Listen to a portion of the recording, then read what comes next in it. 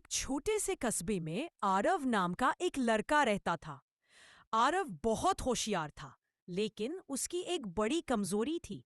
वो काम को हमेशा टाल देता था। हर बार कहता, कल से पढ़ाई शुरू करूंगा, कल से मेहनत करूंगा, लेकिन वो कल कभी नहीं आता था। उसके पिता एक दर्जी थे। हर दिन मेहनत करके लोगों के कपड़े सिलते थे ताकि घर चल सके।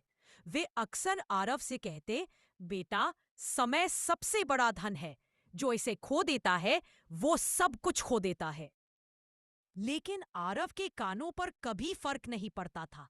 वो सुबह देर से उठता, दिन भर मोबाइल चलाता और दोस्तों के साथ घूमता रहता। एक दिन स्कूल में परीक्षा का नतीजा आया। पूरी क्लास पास हो गई, सिर्फ आरव फेल हो गया।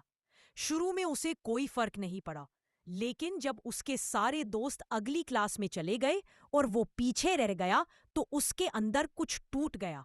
घर लौटते वक्त उसने देखा, उसके पिता रात के 10 बजे तक सिलाई कर रहे थे। उनकी आंखें थक चुकी थी, लेकिन वे काम रोक नहीं रहे थे। आरव बोला, पापा, आप इतना काम क्यों करते हैं? थोड़ा आराम कर लीजिए। पिता मुस्कराए और बोले, बेटा, अगर मैं समय पर काम नहीं करूंगा तो जिन लोगों के कपड़े सिलने हैं वो सब रुक जाएंगे।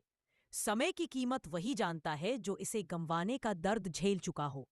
यह बात आरव के दिल में गहराई तक उतर गई। उस रात वो देर तक छत पर बैठा रहा। वो सोचता रहा, मैंने कितना समय यूं ही बर्बाद कर दिया। अगर उसी समय को पढ़ाई में लगाया होता तो आज मैं भी आगे बढ़ जाता।